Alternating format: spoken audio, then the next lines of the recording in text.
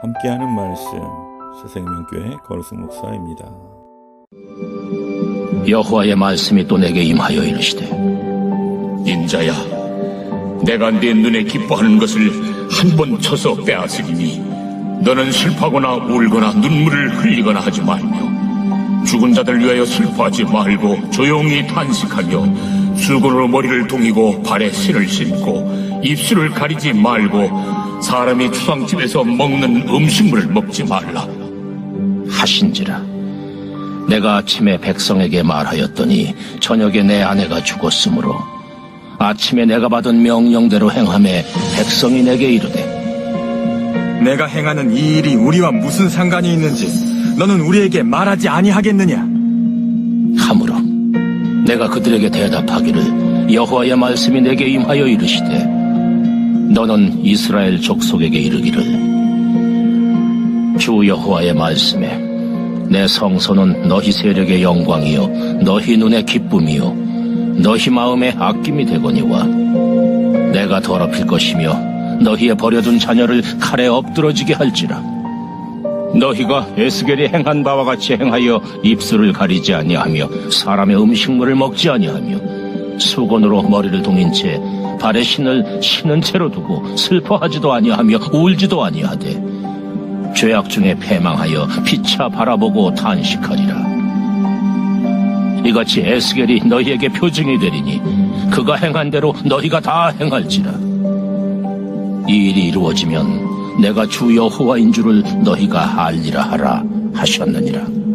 인자야, 내가 그 힘과 그 즐거워하는 영광과 그 눈이 기뻐하는 것과 그 마음이 간절하게 생각하는 자녀를 데려가는 날, 곧 그날에 도피한 자가 내게 나와서 내 귀에 그 일을 들려주지 아니하겠느냐. 그날에 내 입이 열려서 도피한 자에게 말하고 다시는 잠잠하지 아니하리라. 이같이 너는 그들에게 표징이 되고 그들은 내가 여호와인 줄 알리라.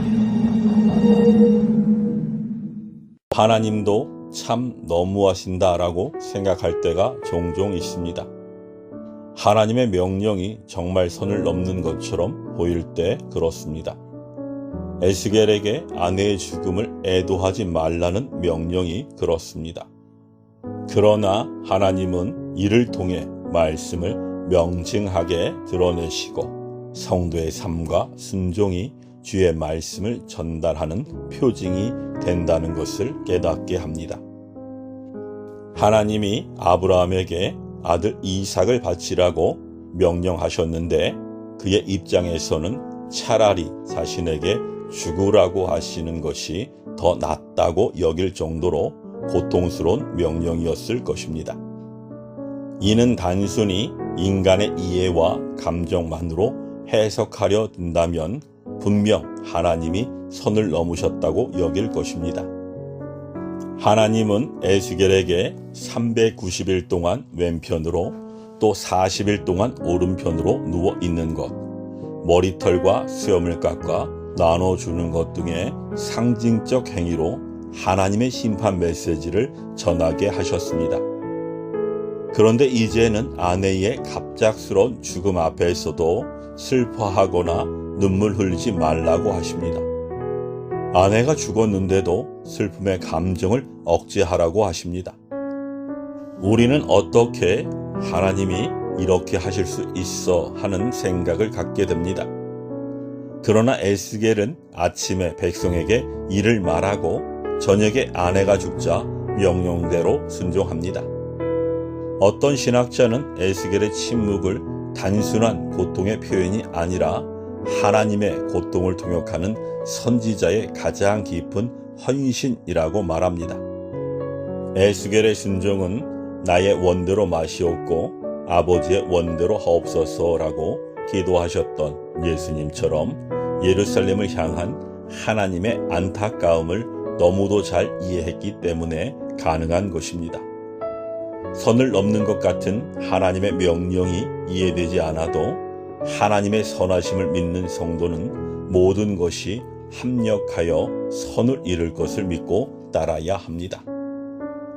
2차 대전 중 독일의 신학자 디트리히 보네퍼는 히틀러에 저항하다 감옥에 갇히고 결국 순교했습니다. 그는 여러 설교를 남겼지만 정작 독일 교회를 일깨운 것은 그의 순종하는 삶이었습니다. 그는 감옥에서 말로 할 수 없을 때 삶이 설교가 되어야 한다라는 메시지를 남겼습니다. 패역한 예루살렘은 선지자가 무슨 말을 하고 무슨 짓을 해도 아무런 반응도 하지 않고 오직 죄악을 향해 전진할 뿐이었습니다. 그런데 아내를 잃고도 애도하지 않는 에스겔의 행위에 드디어 그들이 반응하기 시작했습니다. 에스겔이 행하는 이 일이 자신들에게 무슨 의미가 있는지 물은 것입니다.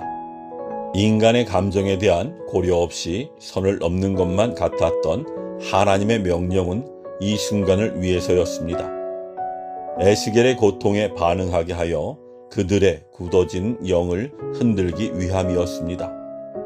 에스겔이 아내의 죽음을 애도하지 못한 것은 곧 예루살렘 거민들의 미래 모습이 됩니다.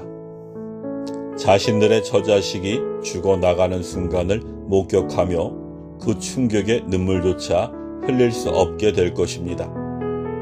에스겔의 순종은 충격적 상황에 대한 침묵이었지만 그 침묵이 예루살렘의 굳은 마음을 열었습니다. 그리고 하나님은 에스겔의 삶의 표징을 통해 여호와 하나님만이 주권자이심을 선포하십니다. 성도의 순종은 삶으로 드러내는 하나님의 살아있는 말씀입니다. 말보다는 순종의 삶으로 하나님의 표징이 되기를 바랍니다. 에스겔에게 임한 하나님의 선 넘는 명령은 에스겔 안에서는 결코 해석될 수 없습니다. 하나님을 향한 신뢰로 순종한 에스겔의 상징 행위는 드디어 완악한 예루살렘의 마음의 문을 엽니다. 때로 주님의 명령이 이해되지 않고 고통스럽다 할지라도 그 일을 통해 주님은 더 큰 일을 행하십니다. 순종으로 주님의 표징이 되는 성도가 되기를 바랍니다. 아멘.